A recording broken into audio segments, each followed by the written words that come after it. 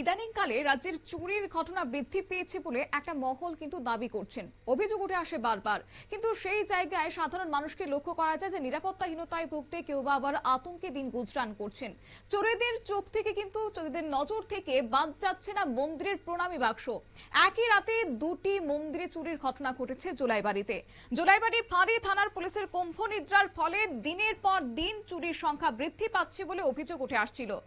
তাছাড়া শনিবার রাতে জোলাইবাড়ি ফাঁড়ি থানার পুলিশের ব্যর্থতার চিত্র ফুটে উঠল বলে অভিযোগ স্থানীয়দের। একই রাতে জোলাইবাড়ি বাজারের ব্যবসায়ী সংঘ পরিচালিত শনি মন্দির এবং পশ্চিম জোলাইবাড়ি এলাকার একটি কালী মন্দিরের প্রণামী বাক্স ভেঙে চুরির ঘটনা সংঘটিত হয়েছে। শনি মন্দির প্রাঙ্গণে একটি দোকানের সিসি ক্যামেরার ফুটেজ দেখে জানা গেছে দুই যুবক চুরির ঘটনায় জড়িত ছিল। রবিবার সকালে চুরির বিষয়ে জানতে পেরে স্থানীয় জোলাইবাড়ির ফাঁড়ি থানায় খবর দেওয়া হয়েছে। পুলিশ ঘটনাস্থলে উপস্থিত হয়ে ঘটনাস্থল পরিদর্শন করেছেন, নিজেদের অস্তিত্ব জানান দিয়ে চলে যায়। স্থানীয় লোকজনদের দাবি যে জোলাইবাড়ি ফাঁড়ি থানার ওসি খোকন দাস প্রতিনিয়ত চোর এবং নেশা কারবারিদের কাছ থেকে মাসোহারা নিয়ে এ সকল কাজে প্রশ্রয় দিয়ে যাচ্ছে বলে অভিযোগ স্থানীয়দের। এতে করে জোলাইবাড়িতে বিভিন্ন ধরনের অপরাধমূলক কাজকর্ম ঘটে যাচ্ছে। শুনুন কি বললেন স্থানীয়রা। শনি মন্দিরে আমাদের এই ব্যবসায়ী সংঘ পরিচালিত শনি মন্দিরটি ৭১ বছরের পুরানো। কিছুদিন আগে আমাদের বার্ষিক শনি পুজো অনুষ্ঠিত হয়। আমরা বছরে একবারই দান বাক্স খুলি। আমরা পুজোর পরেই আর দান বাক্স খুলিনি।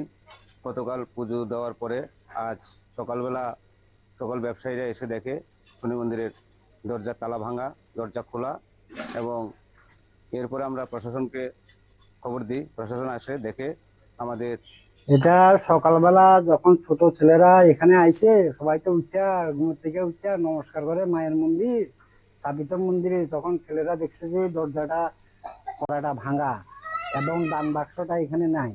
তখন ছেলেরা দেখলো যে হাইটে যাইয়া ও এখানে কিছু লোক উঠে রাখছে যে এখান থেকে 20 মিটার দূরে বাক্সটা পাওয়া গেছে। ও বটনিটা সবল হইয়া গেছে গায়ে, আর পূজার ফল প্রসারী এদিও খাই লেছি তারা। আর আপনারা শুনলেন স্থানীয়দের অভিযোগ কিংবা তাদের প্রতিক্রিয়া, এবং এই গোটা ঘটনার বিষয়ে জানতে পেরে ঘটনাস্থলে উপস্থিত হয়েছে পুলিশ, পরিদর্শন করেছেন তারা। তবে প্রশ্ন হচ্ছে, পুলিশ যদি সক্রিয় থাকে তাহলে আগে থেকে কেন নিরাপত্তার ব্যবস্থা গঠন করা হচ্ছে না, কেনই বা চুরির ঘটনা বৃদ্ধি পাচ্ছে দিনকে দিন। তবে অন্যদিকে স্থানীয়দের অভিযোগের বিষয়ে পুলিশের আনুষ্ঠানিক কোন রকমের প্রতিক্রিয়া পাওয়া যায়নি। তদন্ত শুরু করেছে পুলিশ। সিসিটিভি ফুটেজের ভিত্তিতে অভিযুক্তদের শনাক্ত করে দ্রুত গ্রেপ্তারের আশ্বাস দেওয়া হয়েছে।